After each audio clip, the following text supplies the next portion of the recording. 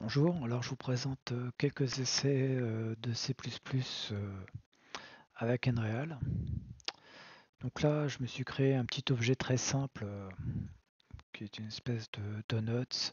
J'ai appliqué une texture, puis j'ai essayé en fait de créer dynamiquement des clones de cet objet.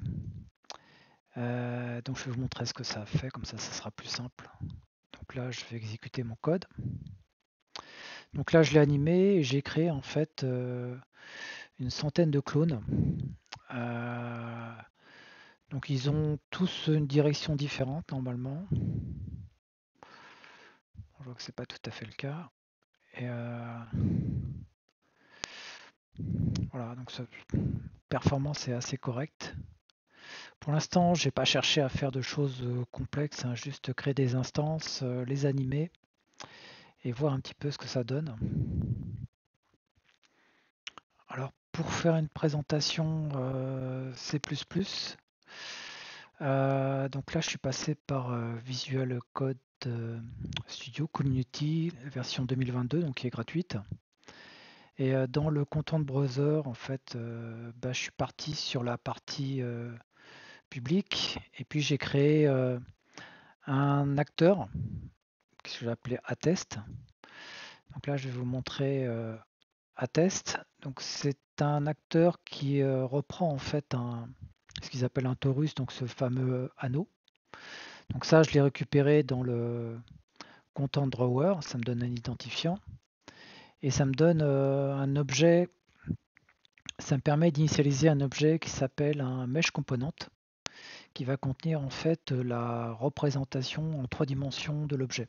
Donc là, quand on commence par créer un acteur, dans le constructeur de l'acteur, on va essayer de chercher à trouver un objet qui va le représenter. Et ici, en fait, je suis passé par un espèce d'objet qui s'appelle un FObjectFinder, qui lui va être capable de me retrouver par un chemin la représentation 3D, donc les mèches de mon objet.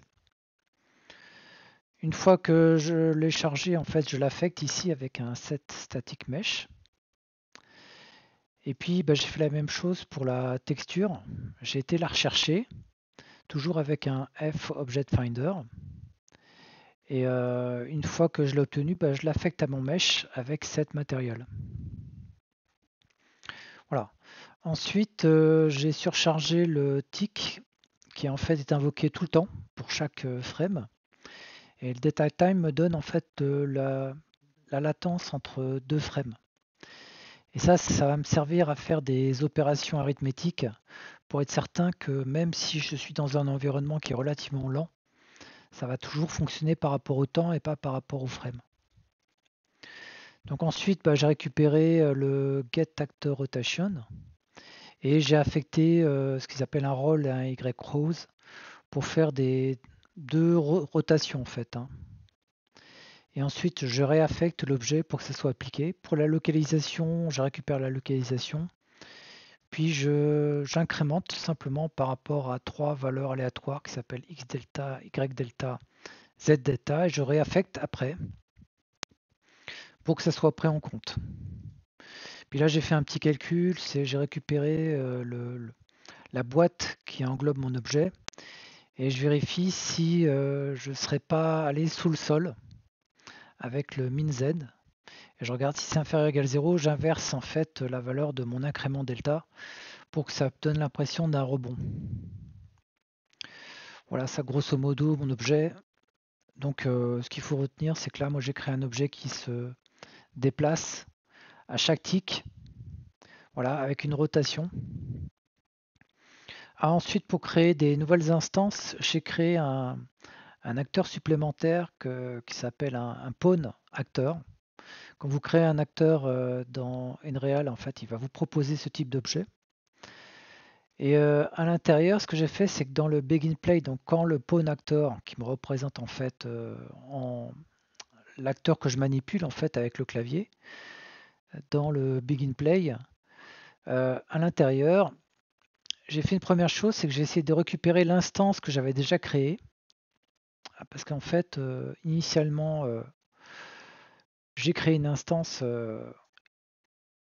de ma classe test, ici, avec sa représentation, sa texture. Ça, c'est juste pour le repérer.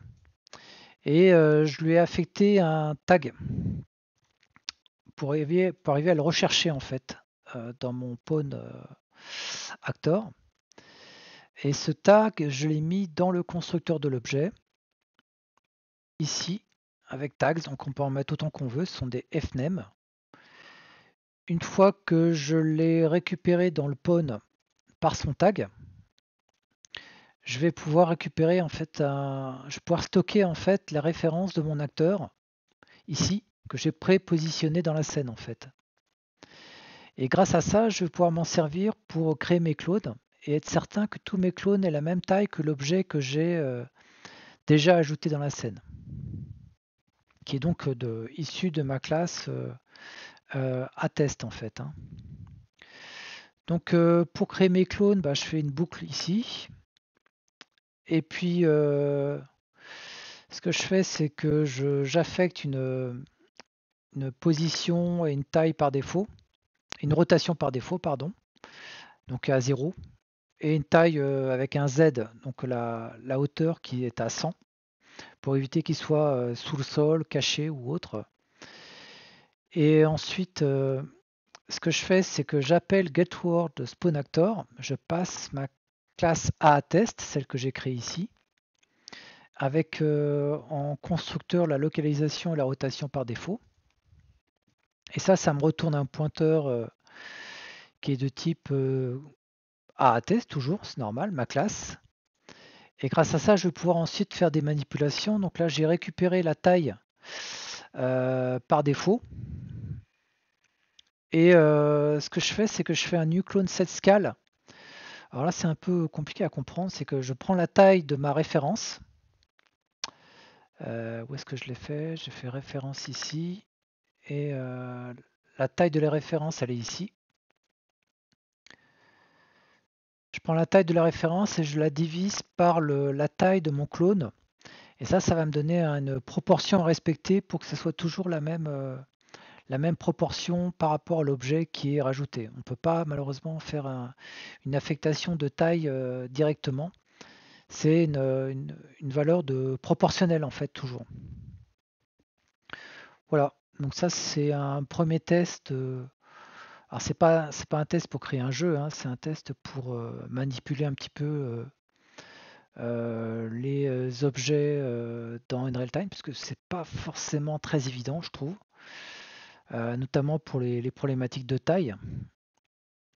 Voilà, donc ça c'est une première vidéo. Je pense que j'en ferai d'autres en fonction de ce que j'arrive à comprendre dans le codage. Voilà.